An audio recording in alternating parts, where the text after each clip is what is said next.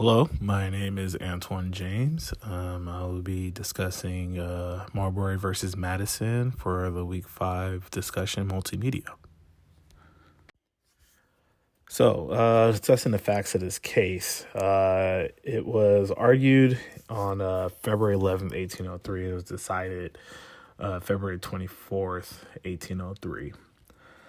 So this was during the 1800 presidential election after Thomas Jefferson defeated John Adams.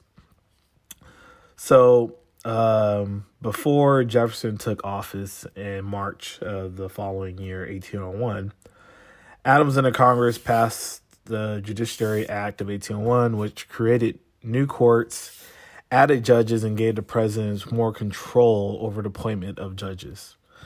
So this act was an attempt by Adams to basically frustrate the new successor, Jefferson, coming into office. And he used the act to appoint 16 new circuit judges and 42 new justices of peace. The appointments were approved by Senate, but they would not be valid until their commissions was delivered by the Secretary of State. So William Marbury had been appointed Justice of Peace at the District Court of Columbia, but his new commission was not delivered. Marbury petitioned the Supreme Court to compel the new Secretary of State, which is James Madison, to deliver the document. Marbury joined three others and similar appointees and for this petition.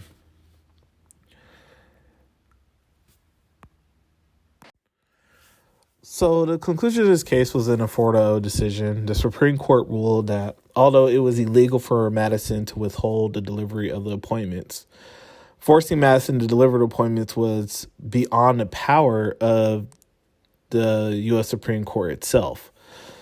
The ruling also established what is known as the judicial review, a practice by which the court can strike down laws and declare unconstitutional.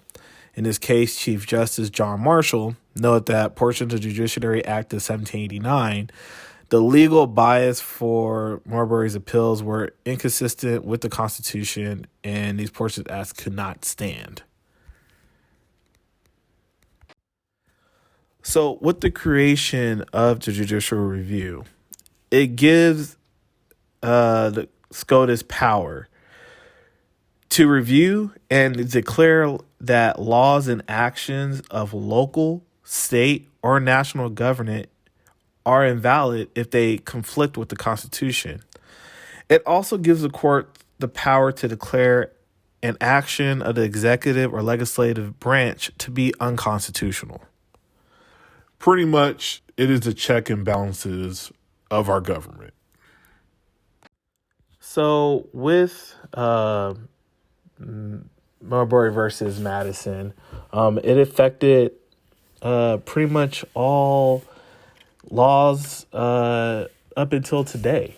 A lot of cases, three that come to my mind, just wanted to talk about how it affects us today, is starting off with Roe versus Wade, where Texas made it illegal for a woman to get an abortion unless it was to save their life. SCOTUS said, hey, no, that's wrong. You're violating a person's constitutional right to do what they want with their body. And next would be DC versus Heller, where District of Columbia, where they made it illegal for a person to have a functional firearm in their house for protection. And even at one point, you had to get a license to even have a firearm inside your residence. SCOTUS, after review, Heller, they said, hey, no, you're violating that person's Second Amendment right to bear arms to protect their house. And then final is Masterpiece Cake versus the Colorado civil rights, where a gay couple were getting married and they wanted the cake to celebrate it. So they went to his cake shop, Masterpiece, and the owner, Jack, refused to make the cake for them based on his religious belief. And the couple eventually got kicked somewhere else, but put a complaint into the Civil Rights Department in Colorado, and they found that Jack was basically guilty in violating civil rights. Well, SCOTUS, at the review, was saying no. Jack has the ability to practice, his free religion. So, with judicial review, Marbury v. Madison creating judicial review, it created the checks and balances for our government to basically not get too out of hand.